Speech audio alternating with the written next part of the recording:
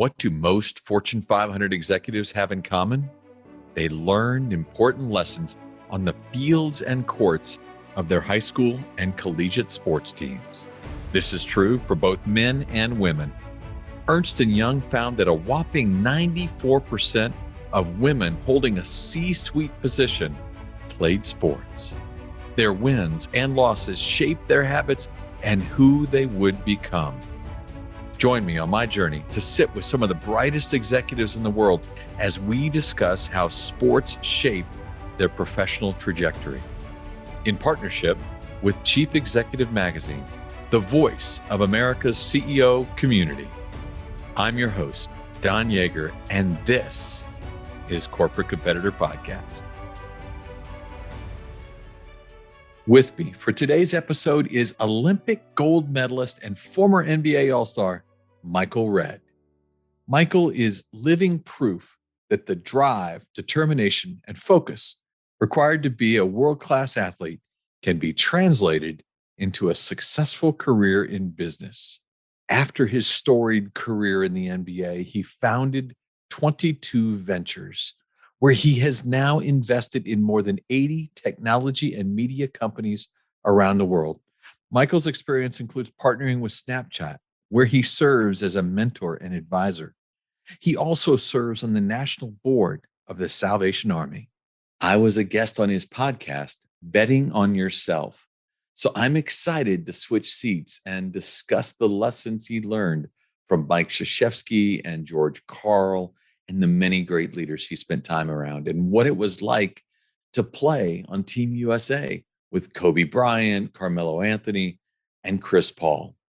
To help you make the most of this discussion, we have put together a free bonus resource for you on corporatecompetitorpodcast.com/99.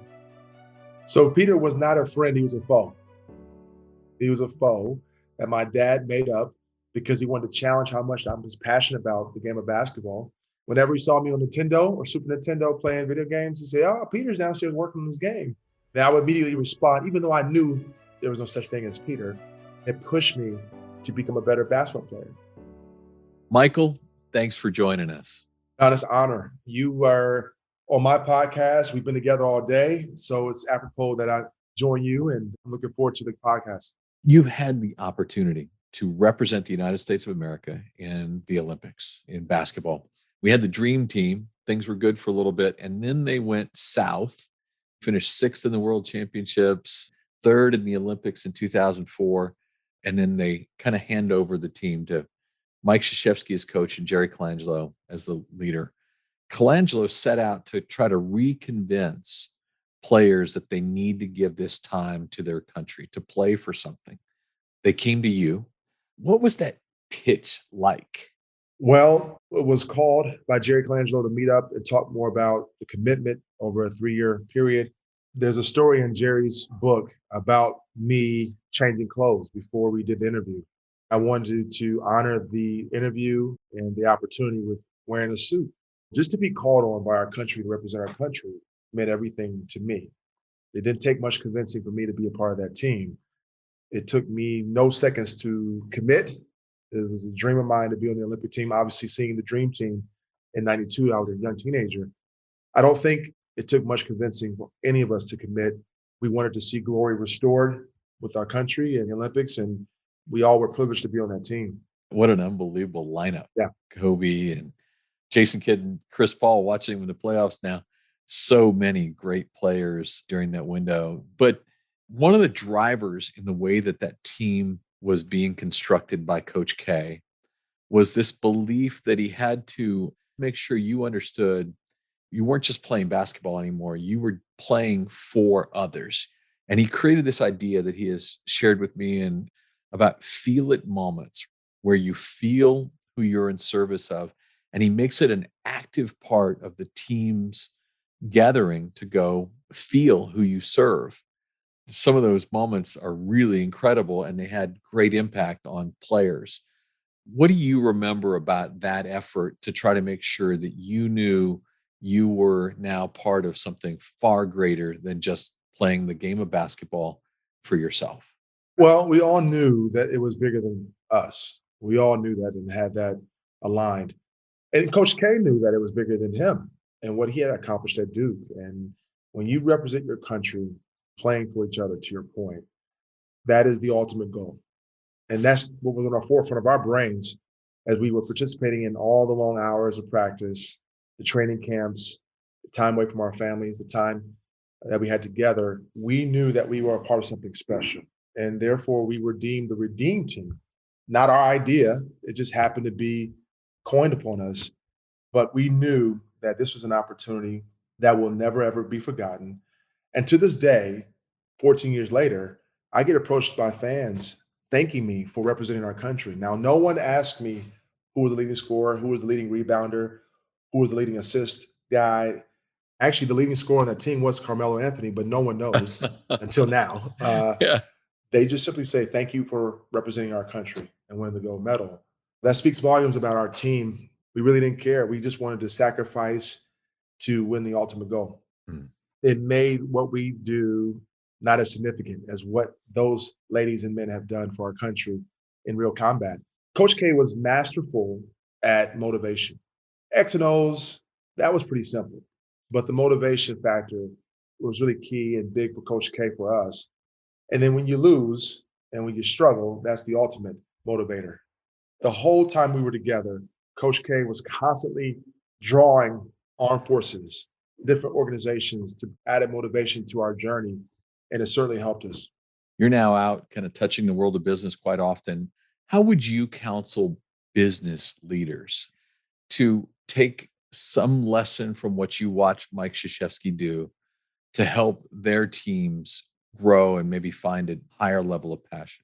I think as a leader, one of the greatest things that I could do is bring inspiration and motivation to a meeting. I know my strengths and I know my weaknesses. Our team helps me recognize that because I spend time with our teams. I got this from John Maxwell, learning from our leaders and our teams within our organization on how I could get better as a leader. But one of the big things I try to bring to our team, our family, our culture is inspiration. That's something that I've been really intentional about over the years, bringing life, bringing optimism, bringing a sense of innovation and inspiration to our groups. Also, I would say to take care of yourself. We live in this grind centric mode. There's a lot of leaders who struggle from burnout who would never confess it or admit it, but it's certainly important to take care of yourself, whether it be through yoga, training, working out, golf, vacations, rest.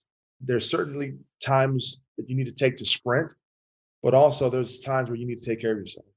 There is such a mental health swirl around our leaders that you have to take mental breaks and take care of yourself mentally, spiritually, and physically. I totally agree. Boy, those who are listening will not know this, but we're on Zoom. And so I'm looking you eye to eye. And right behind you is a picture that just spells it all.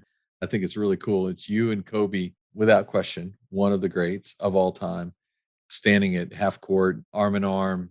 I assume it was probably post game. Kobe didn't hug people pre-game very much. We actually, he did hug me before games. We had a really, really close bond. Wow. Yeah, we would connect before games, just laughter and talking about the game and whatnot. But we really became really close. I miss him to this day. I miss him dearly. And our relationship wasn't public, but it was there. And I'm sure he had many moments with people that weren't public. Yeah. There's a lot I learned from him on how to stay curious. As great and as accomplished as he was asking me questions about my game and how to get better at what I do, which was incredible. Work ethic, a drive that I have not seen from any other athlete, in a sense to continue to get better, to continue to climb back mountains, to continue to stretch and challenge yourself. One time, Kobe and I had dinner all night, hanging out, enjoying ourselves. We finally go to bed. True story. Here I am wanting to lead by example, our team, on what it is to have work ethic, just to be a leader. And so I called my trainer at 5 o'clock. I said, you know what? I know it's early, but let's get out and train and get an early workout in and lead by example the younger guys. I get to the gym around 5:30. Kobe's already there. Boy. He had been there for about half an hour before I got there. He's drenched in sweat. I'm like, dude, He looks at me like, "Where have you been?" "Sleep. We just were together at 1 o'clock in the morning and just hanging out." And he's up at it again, and he just was relentless at being the best he could be for his team. All he cared about was winning and being the best. The greats don't care about money, fame. They care about domination and being the best that they could be at their craft. I can truly say that he really was an incredible example to me on what it is to have another level, next level of workout mentality, work ethic mentality. In one of your blogs, you described the 3 years that you spent there in terms of what you learned about cohesion and chemistry, and that you really believe that it was those elements that propelled you to victory. Yeah. But sometimes just being in the same room together for 3 years doesn't create cohesion and chemistry. It's not that it was an amount of time spent together, it had to be a willingness to be curious and learn. Can we get tactical? What kind of advice would you take from that experience that we can learn from? Well, number one, you had talent in the room. We weren't just in the room, we had talented guys in the room. Can't win without talent. The cohesion and alignment came from really engaging each other on the buses, countless dinners together. We would stay in Vegas for months on time. We would just go to every show together and play golf together and really, really merged worlds, not just our basketball acumen and skill sets, but we actually merged our families and our worlds together. That was huge. We knew that once we got into the foxhole, we would have each other's back because we knew each other's character in person, which was so critical and so important as we journeyed to this road to win the gold medal. I love that you knew each other's character. So when in the foxhole, you knew what to expect. And it's one of the great challenges, especially in a post COVID world where we're all thinking about working remotely and we're not in the same office space. We're not at the same dinners. We're not doing some of the things that you're describing there. Yeah. For those that you're working with, leaders and companies that you're getting involved in, how are you taking some of that and thinking it through to 2022? So, as I mentioned to you on my podcast, that there's been tremendous pressure on leaders the last few years with COVID and all that's been going on around our world. It's been challenging to maintain culture. Culture is huge. It's a buzzword. We all use it and we love it, but it really is essential to the growth of an organization. For me, it was important for us to have an HQ, a headquarters. So last year we got our headquarters in the midst of the COVID crisis because I really believed that the magic happens when we're all together still. I personally have been virtually fatigued over the last 2.5 years. Virtually fatigued. I like it. Oh, Zoom here, Zoom there. And I appreciate Zoom, and technology gives us the ability to still interact without being in front of each other. But I still believe there's something about being together, the innovation, the creation, the magic happens amongst each other. Now, obviously, we take precautions and all the measures we need to take medically to prevent anyone from getting sick with COVID or whatnot. But still, for me, important for us to be in the office together. Our culture is so fun. There's how you create your foxhole when everyone else is saying, hey, we're moving away from that. Yeah, So in 2019, you founded 22 Ventures, yeah. which is an investment company in which you support entrepreneurs, which I love. I think that's so cool. Give me an example. How do you create fun at 22?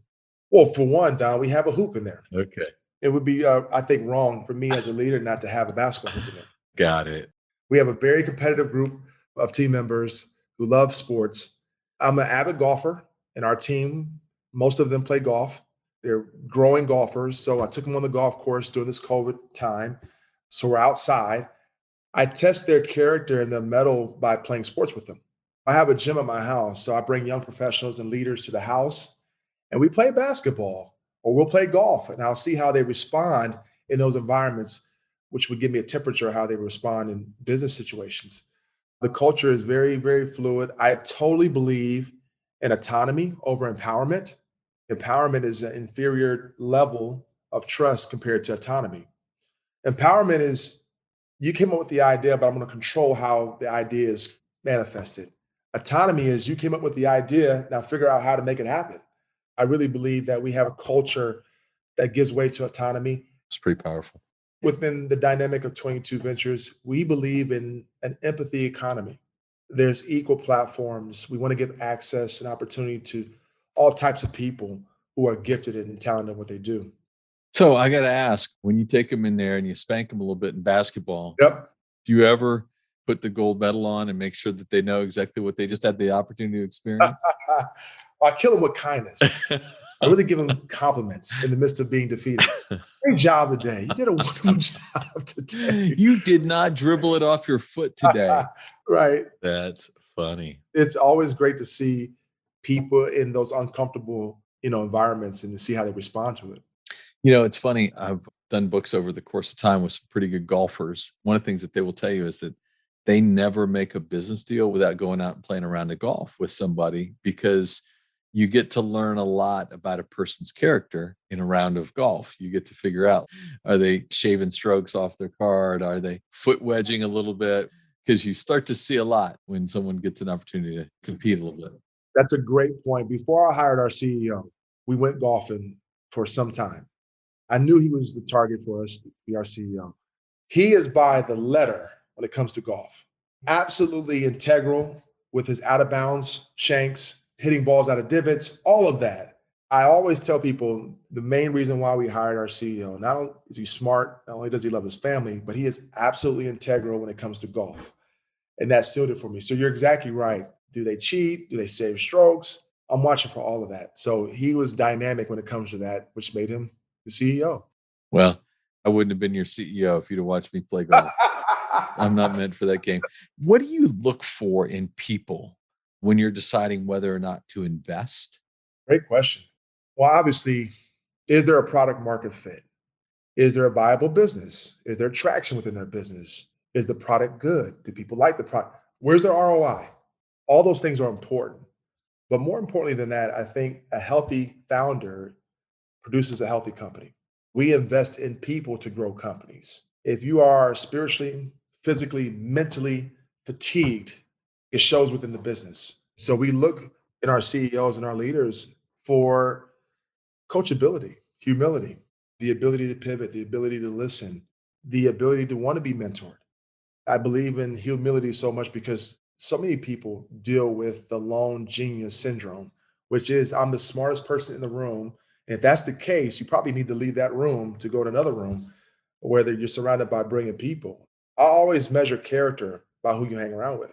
If I'm around a bunch of people that I'm always better than, that's an indictment on my character. I want to be around the best and the brightest. I wanted to work out with Kobe Bryant every single day because he would make me better. Wow, I love it. That is such great advice to all the rest of us. If you're the genius in the room, you need to get up and get in another room. It's funny because the first half of the equation you were talking about there, ROI on their product, is there a viable marketplace, all those other pieces, those can all be quantified. You can actually create numbers of calculus for that. But what you're talking about right there, which is who are they? A healthy founder produces a healthy company. It requires work to go dig in and understand who those people are. It does. You have to be intentional about it. I want to know your surroundings with your friends. I want to know your wife. I want to know your husband, your partner. I want to know your children. I want to know how do you respond in sporting events, how you serve people, all of those things that we look for because we get inundated with deals every day, all day. But for the ones that we are really interested in, we really dig into their lives more so than just the P&Ls in the business. What's a investment that you've made, like an entrepreneur you've picked? Tell me a story about someone where digging in like that was the difference between a yes or a no. A young man who I've known for some time, spent time with his wife and his kids, his friends, and then it began to make suggestions about not only the business, but about his personal development, his growth. It was interesting. He's lost 100 pounds over the years. He's doing an incredible job running the organization, and their marriage is really tight now. He has changed his life. Mm. Obviously, we want to be profitable for sure. That's critical. But the better off the person is, the better profits you bring in. And that's just our philosophy. And we've seen that over and over again. A lot of times in business, we sacrifice our family dynamic to achieve goals that may crush our family dynamic. So to me, success is, does your wife like you? Does your husband love you? Do your kids still love daddy or mommy? Okay, we can start there. We can grow from there. Wow. I love it. We talked about Coach K, Yep. the coach you were drafted in to play for with the Milwaukee Bucks. You played with George Karl early in your career. Yep. I wrote a book with him, so I know George. You've played under such different leadership styles. What did watching all these different leadership styles, how did that affect the way you built a leadership style for yourself? I think you learn a lot on what not to do just as much as you learn what to do. That's so important. Everybody wants a positive mentor. Sometimes the mentorship we're really getting is telling us what not to do, right? 100%. One of the things that I dealt with as a player was I had 5 coaches in 7 years. And there's something to be said about stability at the top. Organization that wants to continue to scale and grow must have stability, in my belief. Us winning a world championship was really a long shot because of the stability that we didn't have within our coaching ranks. I will say this about George, though. George was challenging. You know George very well. He was very direct. He took a lot of things out on me that he meant for the veterans, which challenged me. George was the best coach I've ever had, probably in my life. Wow. But we made a trade in 2003 for Gary Payton and Desmond Mason and the Ray Allen trade to Seattle. I was devastated because Ray and I had become very close. He was our best player on our team. It didn't make any sense to me why we're trading our best player. When the trade happened, George walked up to me and says, "You know why we traded Ray, right?" "No, I don't. He's our best player." He said, "It's your team now. We believe in you." Whoa. And it took me back. It was bittersweet for me because I loved Ray and was connected to Ray, and Ray was my mentor. But at the same time, it was sweet because it was now my opportunity to be the leader of the team. And George really believed in me long before that moment happened. And I will forever be grateful to him. Wow, what a powerful example! Like have somebody walk up and say, "It's your team now," especially Ray Allen, Hall of Famer, right? As your Yeah. is the person you're now stepping in for. Yeah. In my prep, Michael, to be with you, listen to a commencement address you made, and you shared a story about failure and what it really means to fail. Can you share that story with us? Yeah. As athletes, we don't always hit the game winning field goal or hit the game winning shot or make the game winning touchdown. And I was asked after the game where I had missed the game winning shot, how did I feel about failure? My response was a little different than normal. I asked the reporter back, "Well, did I fail?" And he said, "What do you mean?" "Well, I had the opportunity to be an NBA player. I had the opportunity to be a starter in the NBA. I won the trust of my coaches and teammates to have the basketball at the end of the game. I actually got the ball where I wanted to shoot it at the end of the game, and I was able to shoot the basketball. Did I really fail? You're going to make some shots, you're going to miss some shots. I've made game winning shots, I've missed game winning shots. But at the end of the day, the macro for me was to diffuse the question and really bring light to what failure is. And we have to begin to change our perspective of what failure is. Thomas Edison sure did. 1,000 tries, 1,000 opportunities. We would deem it he failed 1,000 times. He said it's 1,000 opportunities. We have to begin to change our perspective of what failure is, which will give us the strength and the push to keep going on. Gosh, the number of business stories, they're all out there, right? WD-40. They failed 39 times before. That's why it's called that. But this idea of reframing failure to put the larger perspective and to have to do it right after a game when a reporter's asking the question, that's difficult to do. Where does that level of perspective come from for you? That I think is identity. There's a number of people who associate failure to their identity. There may be a moment of failure, but does not equate to you being a failure. Once you have that honed in, that can help you have a different perspective of what those moments really entail. You are not a failure as a person. You transcend beyond that moment. The quicker that you can get that and adopt that and absorb that, the better off you'll be. How did you learn that? My faith, my faith in God. We both have this in common. We're PKs. I was groomed in Christianity. And then obviously, as I grew up, I had a real deeper walk with God and my faith and understanding the father nature of God and the sonship nature that we have with God and really beginning to study that. So I'm not attached to any failures or he's an athlete or you can transcend anything. And a lot of times you can be boxed into something. For me, my faith was really, really critical in all of that. Along the way, I had mentors to help me as well begin to see beyond me and what was the present, but they can see for the future. All of those components and formulas added up to me not being so absorbed with just one moment. Boy, that is the bridge that unfortunately most don't cross. When you can get there, the moments change for you. We talked about the Olympics and the NBA, but I want to go back to the beginning. You grew up in Hilltop, Ohio, and when you were 3 years old, you were given a soccer ball by your father. And instead of kicking it, you would throw it into a trash can. And he figured out, not a soccer player. We better go get this kid a hoop. Tell me a little bit about young Michael and what athletics did for you as a young man. It was interesting, Don. My dad was my hero growing up. He played basketball. If you gave me a sock, balled up paper, tennis ball, football, it would become a basketball automatically because of what I've seen my father accomplish. He was a great high school player himself, went to Capital University to play basketball, always had dreams to be in the NBA, and he became a preacher instead of an NBA player. But basketball was the forefront of everything that I saw growing up. My dad didn't force me to play basketball. My mom didn't either. There was tennis, baseball, different other sports that I played, but I kind of gravitated to basketball. John Lucas was a hero of mine too. Oh, man. All-American tennis player and All-American basketball player. And a juggler, And yeah, baton twirler, and all kinds of stuff. yes, John Lucas was amazing. amazing, amazing. I had seen him and seen his journey as well, and I wanted to be an All-American tennis player and basketball player. So much so that when I went to Ohio State, Don, our basketball coach asked us, which one is it going to be? Is it going to be basketball or tennis? I said, basketball. I'm not good enough to play tennis at Ohio State, but certainly basketball was always something that I had watched. I told my mom and dad when I was 8 years old, I'm going to buy your a house, I'll buy you a car. They looked at me like, okay, it's just a kid's dreams.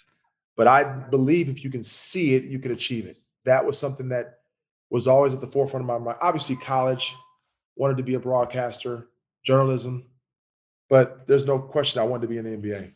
This is the best.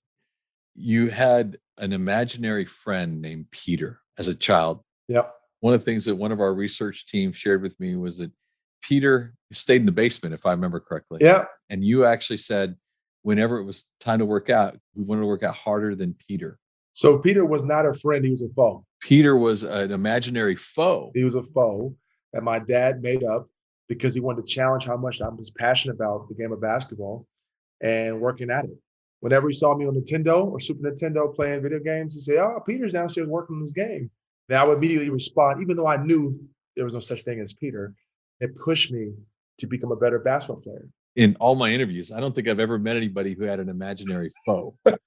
How genius. What a parenting skill. Like, I need your dad to come work with my kids. I don't know where he came up with that. And the name Peter, of all names, but my dad really, really wanted to kind of challenge and see where I was as far as my seriousness about playing. So you made the NBA. What's Peter doing today? I have no idea what Peter's doing. I have no idea. He's still in the basement. Peter has not been brought up in 25 years. So no one's ever asked me that question either. I love it. An imaginary foe. What a great concept to start playing against yourself. Like, many of us have legitimate foes. We have challenges in our own life, but an imaginary foe is a great way to push you just a little bit harder. By the way, you're also a great follow on Instagram. For our listeners out there, I'm going to recommend following you. But one of your recent posts, you had this great line: if one door closes, get out there and knock on 100 more. My guess is that's one of the things you took from trying to beat up on Peter. You talk about 10 ways to build resilience. Share a little with us about how Michael Redd builds that into his daily rituals. There's a mindset that goes along with being resilient. You have to be persistent and comes from just an inner belief and an inner focus that you will not be denied. No matter what comes my way, no matter how many doors have been shut in front of me, I will not stop and I will not relent until I reach the goals that I want to reach. Now, again, it's not without adversity. To achieve extraordinary goals comes adversity.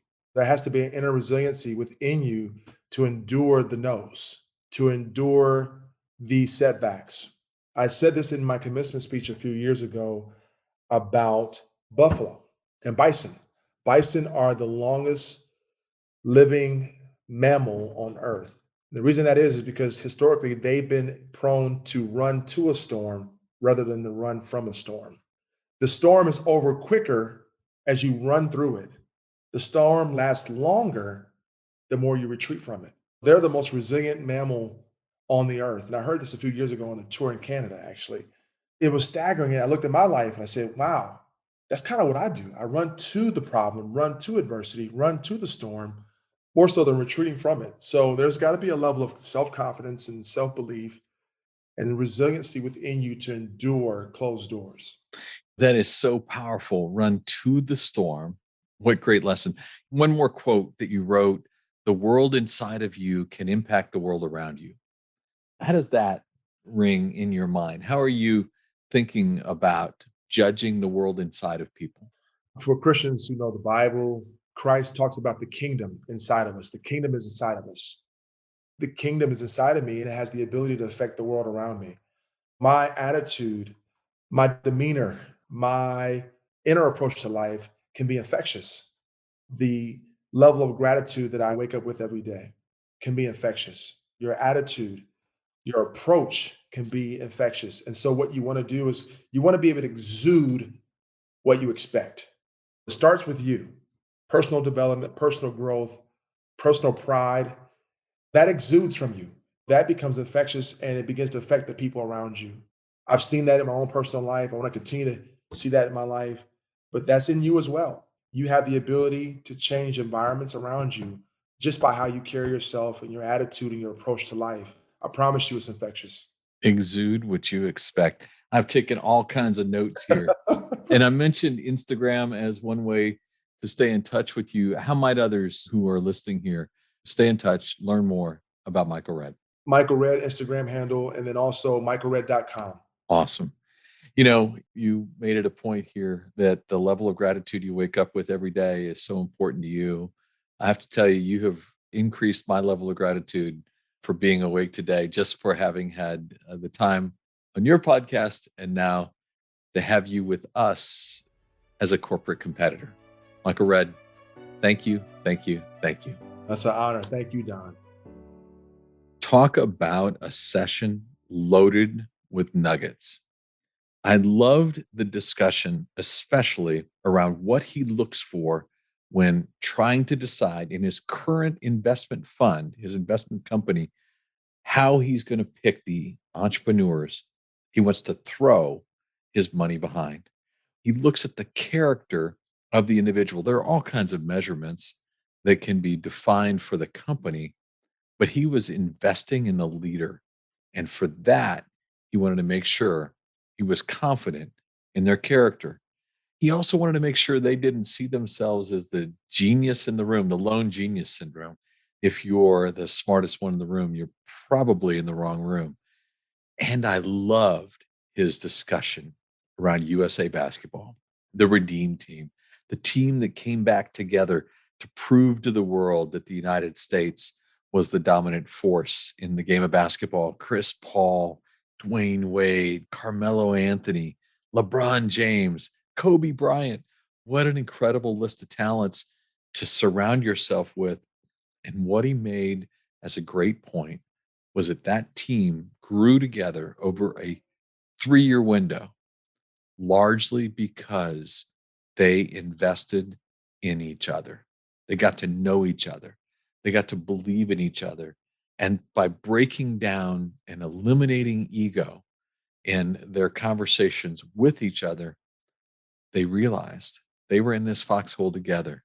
And they knew when times were tough who they could turn to, who had their back.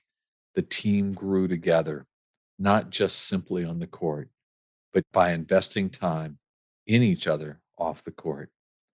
Take those nuggets, take these ideas about how we can help build our team, Take these lessons, take this conversation with Michael, and let it make you better. Let's go out today and become corporate competitors together.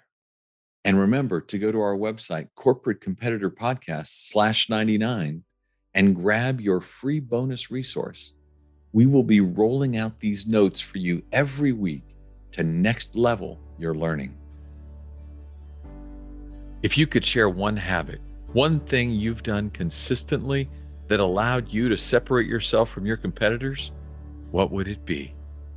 In my 30-year career, 2,500 of the greatest athletes, coaches, and leaders answered that question for me. This is Don Yeager, who did that article I was telling you about. Don, Dave Sims with Coach K. How you doing? Hey, Don. How you doing, my man? Great, sir. What they gave to me is what I'm giving to you in my online course, Journey to Greatness. Through engaging storytelling and on-demand videos, you will learn the 16 habits that will jumpstart your personal growth. I will instruct you on how to apply these winning characteristics to your life through custom workbook exercises. We are slashing the price for our podcast listeners. Lifetime access to Journey to Greatness is normally $399, but for our podcast listeners, it will be $49 with the code podcast at checkout. Click the banner on corporatecompetitorpodcast.com to enroll. Thanks for listening to the show. I would be so grateful if you left us a rating and a review. We will be rolling out a new episode every Wednesday. To be the first to listen, subscribe to the podcast on our website, corporatecompetitorpodcast.com. Plus, as a thank you gift, you will receive a free chapter from one of my best-selling books on the habits of high-performing teams. Stay in touch by connecting with me on social media at Don Yeager, Yaeger, on Twitter, Facebook, Instagram, and LinkedIn. Until next week, I appreciate you.